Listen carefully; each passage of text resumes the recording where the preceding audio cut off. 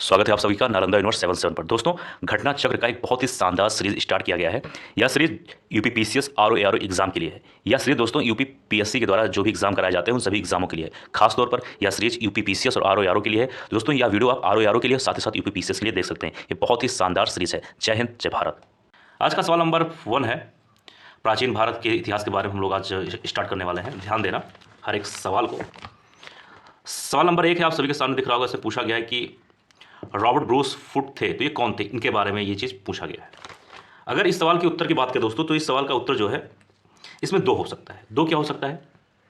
कई लोग की मान्यता के अनुसार ये भूगर्भ वैज्ञानिक भी थे, इनको माना जाता है, और पुरातत्वविद भी थे। ठीक है, तो ऐसे से सवाल अगर आ जाए तो हमेशा ऑप्शन में ए बी दोनों रहेगा, या फिर अगर आप इन दोनों ऑप्शन में से कुछ किसी एक ऑप्शन को अगर आप चुनेंगे, मान लीजिए ए ही चुन लेते हैं या बी चुन लेते हैं, तो दोनों सही माना जाएगा। ठीक है, ये चीज़ ध्यान देना।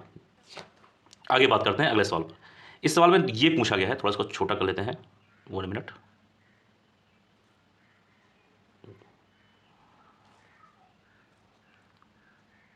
अब प्रश्न नंबर 2 में आप सभी के सामने इसमें ये पूछा गया है कि कोपेनहेगन संग्रहालय की सामग्री से पाषाण, कांस्य और लौह युग का त्रियुगीय विभाजन किया था, तो ये किसके द्वारा हुआ था? इसका सही उत्तर हो जाएगा ऑप्शन नंबर ए, थॉमसन ने किया था। ठीक है, अब ये चीज़ ध्यान देना, ठीक है, कि डेनमार्क के कोपेनहेगन संग्रहालय की सामग्री के आधार पर पाषाण, कांस्य और लौह युग का त्रियुगीय विभाजन जो है थॉमसन ने किया था। जो मैं शब्द बोल रहा हूं उन सभी शब्दों पर ध्यान देना। अब बात करते हैं प्रश्न नंबर 3 के बारे में। यह भी काफी इंपॉर्टेंट सवाल है, ध्यान देना। इंपॉर्टेंट क्यों है एक मिनट, मैं आपको बता ही दे रहा हूं। इंपॉर्टेंट ये इसलिए है, यहां पर 2 सूची दिया गया है। ठीक है, प्रश्न नंबर 3 में एक सूची में दिया गया है कुछ पुरातात्विक स्थल के नाम, और दूसरी सूची में दिया गया है वर्तमान स्थल। यानी कि जो कुछ पुरातात्विक स्थल है, इनमें से कौन सा पुरातात्विक स्थल किस वर्तमान स्थान से संबंधित है, आपको ये बताना है। ठीक है, अगर हम उत्तर पे आए तो प्रश्न नंबर 3 का सही उत्तर हो जाएगा option number C. Option number C में क्या है, आइए देख लेते हैं। ऑप्शन नंबर सी में है, आप लोग देख सकते हैं यहाँ पर क्या लिखा है, सी ए का 3, बी का 4, सी का 1, डी का 2। ठीक है, यही तो है। अब आइए हम लोग यहाँ पे बात कर लेते हैं। सबसे पहले आप सभी को दिख रहा होगा नेवासा, तो नेवासा का संबंध हो जाएगा महाराष्ट्र से, ये चीज ध्यान देना। फिर आता है ईशमपुर, ईशमपुर का संबंध हो जाएगा कर्नाटक से। फिर आता है डिडवाना, इसका संबंध हो जाएगा राजस्थान से। फिर लास्ट में एक बचता है गुडियाम गुफा, तो इसका संबंध हो जाएगा तमिलनाडु से। तो ये चीज ध्यान देना, काफी इंपॉर्टेंट था। ठीक है, अब आइए आगे बढ़ते हैं अगले सवाल पर। 1 मिनट जाइए। प्रश्न नंबर 4 की और अगर हम लोग आए तो इसमें साफ साफ लिखा हुआ है, उत्खनित प्रमाणों के अनुसार पशुपालन का प्रारंभ हुआ था। अब ये उत्खनित प्रमाणों के अनुसार पशुपालन का आरंभ हुआ था। अब यहाँ पर पूछा गया है, मेन मुद्दा है कि पशुपालन का प्रारंभ कहाँ से स्टार्ट, मतलब इससे पूछा गया है कि पशुपालन का प्रारंभ कहाँ से हुआ था। अब इसके उत्तर की बात करें तो इसका सही उत्तर हो जाएगा ऑप्शन नंबर डी, यानी मध्यपाषाण काल में। ठीक है, तो मध्यपाषाण काल के अंतिम चरण में पशुपालन के साक्ष्य प्राप्त होने लगते हैं, ये चीज ध्यान देना। ऐसे पशुपालन के साक्ष्य भारत में आदमगढ़, जो कि मध्य प्रदेश में है, तथा बागोर, जो कि राजस्थान से मिले हैं। ठीक है, तो ये इतना कुछ आपको मालूम होना चाहिए। प्रश्न नंबर 5 पे हम लोग आ जाते हैं, थोड़ा इसको जूम कर लिया जाए, 1 मिनट। प्रश्न नंबर 5 में आप सभी के सामने दिख रहा होगा, इसमें कहा गया निम्नलिखित मध्यपाषाणिक स्थलों को भौगोलिक दृष्टि से पश्चिम, ध्यान देना, पश्चिम से पूरब के क्रम में व्यवस्थित करना है। क्या करना है, पश्चिम से पूरब। ठीक है, तो पश्चिम, ये अगर हम लोग एक मैप देखें ऐसे, तो ये होता है उत्तर, ये वाला, ये होता है दक्षिण, ये होता है पश्चिम, ये होता है पूरब। तो आपको ऐसे अब बताना है। ठीक है, तो प्रश्न नंबर 5 की बात करें तो प्रश्न नंबर 5 का सही उत्तर हो जाएगा ऑप्शन नंबर सी, यानी 4, 2, 1, 3।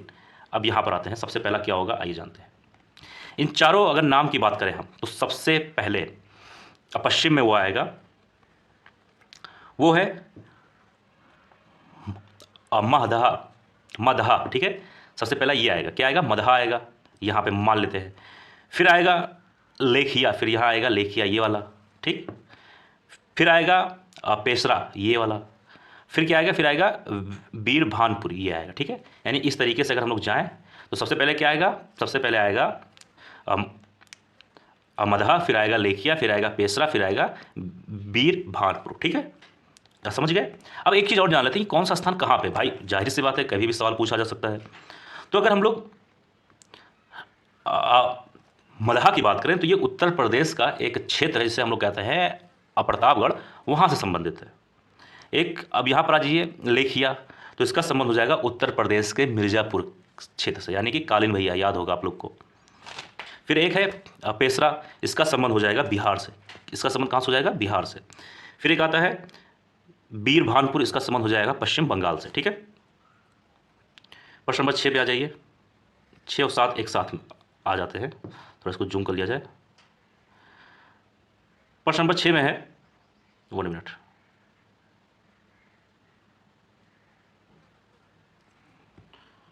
प्रश्न नंबर 6 में निम्नलिखित में से किस स्थल से हड्डी के उपकरण प्राप्त हुए हैं। ये ध्यान देना, सवाल मैं पढ़ रहा हूँ, ये मैं अपना काम कर रहा हूँ, आपको भी एक बार जरूर सवाल को पढ़ना है। क्या पूछा गया, हड्डी के उपकरण। तो प्रश्न नंबर 6 का सही उत्तर हो जाएगा ऑप्शन नंबर सी और डी। अब सी और डी दोनों क्यों हो जाएगा, इसके पीछे का कारण है, पहले नाम जान लो। पहला है मदहा, जो कि उत्तर प्रदेश के प्रतापगढ़ में है, और डी आता है असराय नाहर राय से। ठीक है, अब दोनों क्यों है, मतलब सी और डी दोनों का नाम क्यों है, तो एक चीज़ ध्यान देना, मध्यपाषाण कालीन मदहा जो कि उत्तर प्रदेश के प्रतापगढ़ से बड़ी मात्रा में हड्डी एवं सींग निर्मित उपकरण प्राप्त होते हैं, तो इसलिए तो भाई इसका तो नाम होगा ही होगा। लेकिन आपको एक बात और ध्यान देना चाहिए कि जो असराय नाहर राय है, यहाँ से भी बहुत बड़ी मात्रा में नहीं लेकिन छोटी मात्रा में हड्डी के उपकरण प्राप्त हुए हैं। तो हड्डी के उपकरण का अगर नाम आएगा तो दोनों नाम आएगा। ठीक है, लेकिन अगर ये पूछ लेता है यहाँ पर सवाल चेंज करके कि सबसे ज़्यादा कहाँ में मिला है, तो इसका उत्तर ये हो जाता है। ठीक है, तो ये दोनों उत्तर होगा, ये चीज़ ध्यान देना। ये जो सवाल हम लोग कर रहे हैं ये यूपी पीसीएस 2010 में और आर 2013 के मेंस का सवाल है, ये चीज़ ध्यान देना। अब आप सोच रहे हो कि इन दोनों में से हम लोग कौन सा उत्तर लगाएं। अब देखो, कुछ सवाल हमेशा एग्जाम में ऐसे आते हैं, 100 सवाल अगर हम लोग मान लें तो 100 सवाल में से मान लेते हैं 100 सवाल एग्जाम में पूछा गया है, तो 4 से 5 सवाल हमेशा हर एग्जाम में ऐसे पूछे जाते हैं जिसका उत्तर उस आयोग के द्वारा ही डिसाइड किया जाता है। अगर आपने इन दोनों में से किसी एक पर उत्तर लगा दिया तो आपका सही माना जाएगा। लेकिन अगर ऐसे सवाल आ जाए तो सबसे पहला आपका जो चॉइस होना चाहिए वो सी पर ही होना चाहिए। वैसे फिलहाल आप सी लगा दें या डी, दोनों सही माना जाएगा। ठीक है, प्रश्न नंबर 7 है, प्रश्न नंबर 7 है आप सभी के सामने से पूछा गया है कि एक ही कब्र से 3 मानव कंकाल निकले हैं। इस सवाल का सही उत्तर हो जाएगा ऑप्शन नंबर बी, यानी कि दमदमा से। अब ये दमदमा कहाँ है, तो दोस्तों ये जो क्षेत्र है ये उत्तर प्रदेश के प्रतापगढ़ क्षेत्र में है। ठीक है, उत्तर प्रदेश के जो राज्य है वहाँ के प्रतापगढ़ क्षेत्र से। अब आइए बात करते हैं प्रश्न नंबर 8 के बारे में। इसमें पूछा गया है कि एक मिनट, खाद्यान्नों की कृषि सर्वप्रथम प्रारंभ हुई थी। बहुत ही अच्छा सवाल है, इंपॉर्टेंट सवाल है। 8 का सही उत्तर हो जाएगा ऑप्शन नंबर ए, यानी कि नवपाषाण काल में। ठीक है, तो खाद्यान्नों की या फिर खाद्यान्नों का कृषि उत्पादन सर्वप्रथम नवपाषाण काल में प्रारंभ हुआ। यही वह समय है जब मनुष्य जो है वो कृषि कर्म से अपरिचित हुआ था। ठीक है, तो ये इंपॉर्टेंट चीज़ है। प्रश्न नंबर 9 पे आ जाइए, और 10 दोनों एक साथ पे हम लोग बात करेंगे। ज़्यादा लंबा वीडियो नहीं होगा, मैं चाहता हूँ कि 8-10 मिनट का ही वीडियो रहे। इसे पूछा गया है मानव द्वारा सर्वप्रथम प्रयुक्त अनाज कौन सा था।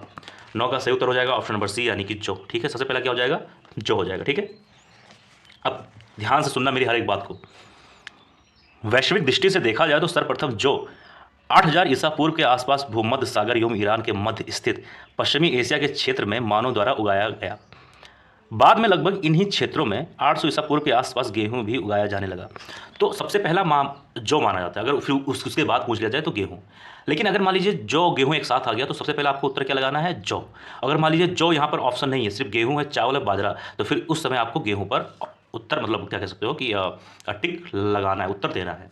प्रश्न नंबर 10 है, भारतीय उपमहाद्वीप में कृषि के प्राचीनतम साक्ष्य प्राप्त हुए हैं।